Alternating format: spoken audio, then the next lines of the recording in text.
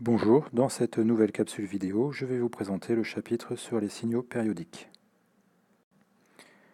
À l'issue de ce chapitre, vous devez connaître et savoir utiliser les définitions de la période, de la fréquence d'un phénomène périodique. La photo présentée montre un écran de moniteur cardiaque. Cet écran affiche des signaux qui permettent de suivre l'activité du cœur. Le battement du cœur est généralement un phénomène périodique. Quelles sont les caractéristiques d'un signal périodique ?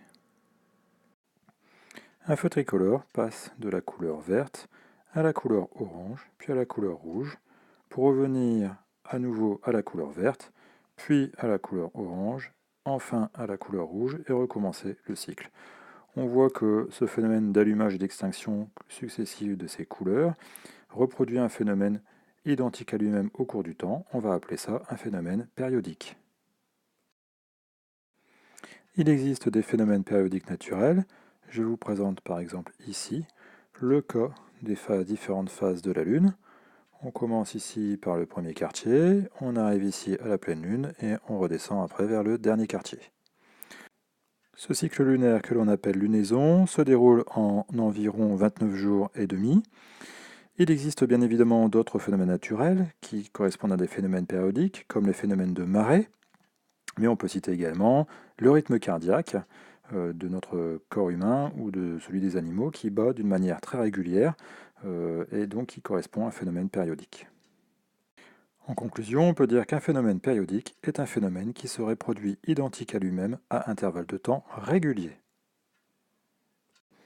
Parmi les caractéristiques d'un signal périodique, les deux plus importants sont la période et la fréquence. Nous allons commencer par étudier la période. La période, de symbole T en majuscule, est la plus petite durée au bout de laquelle le signal se reproduit identique à lui-même. Pour pouvoir le trouver sur un signal, il faut dans un premier temps trouver le motif élémentaire. Là ici, vous voyez que le motif qui se produit forme ici un motif élémentaire en rouge qui après se reproduit identique à lui-même une deuxième fois, et puis après une troisième fois, il recommence, mais là, il est interrompu. Donc la période T va correspondre à la durée que met ce signal pour produire le motif élémentaire ici en rouge. Son unité dans le système international est la seconde de symbole S. Dans cet exemple ici donné, la période est donc de 4 secondes.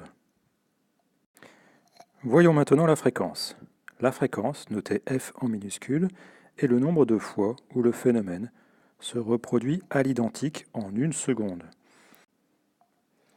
Dans cet exemple ici, vous voyez que le signal va former un motif élémentaire, un deuxième motif élémentaire, puis un troisième motif élémentaire en 1 seconde.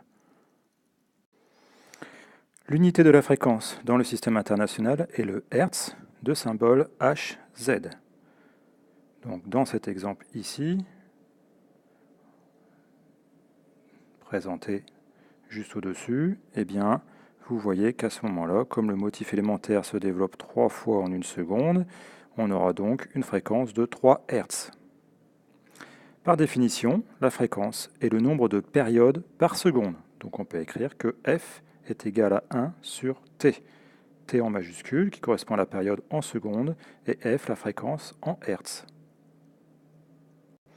Passons à la notion de tension maximale et de tension minimale. La tension maximale, qui est notée ici Umax, est la valeur la plus grande d'une tension périodique. Ici, la valeur la plus grande sera ici par projection orthogonale, la valeur Umax indiquée ici, donc 1, 2, 3,5, donc 3,5 volts environ. D'accord ? La tension minimale Umin est la valeur la plus petite d'une tension périodique. Donc on observe le signal se développer. La plus petite valeur ici sera celle indiquée par projection pour Umin qui sera d'environ 1, 2, 3, 3,5 volts également. L'unité de la tension dans le système international des unités est le volt de symbole V majuscule. Et on appelle amplitude du signal la différence Umax moins Umin. Donc ici, la différence sera 3,5 moins 3,5, ça fera donc 7 volts au total d'amplitude du signal.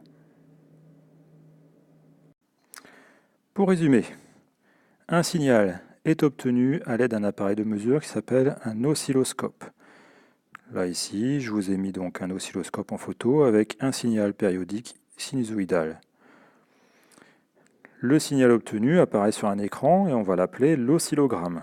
L'oscillogramme peut être reproduit de différentes manières. Ici, j'ai pris donc quelque chose qui est obtenu grâce à un appareil numérique et via l'informatique. Donc ça peut apparaître sur l'écran d'un ordinateur. Le signal obtenu par une pile est une tension continue. Donc dans ce cas-ci, le signal apparaît comme linéaire. Maintenant, si on prend un GBF, c'est-à-dire un générateur de basse fréquence, réglé sur une tension sinusoïdale, eh bien on voit ici un motif qui se développe de manière sinusoïdale. On peut donc dans ces cas-là mesurer une tension maximale, une tension minimale, une période, que l'on obtient en trouvant le motif élémentaire qui se reproduit identique à lui-même au cours du temps, ce qui permet après de calculer la fréquence du signal. Voilà, le cours est maintenant terminé.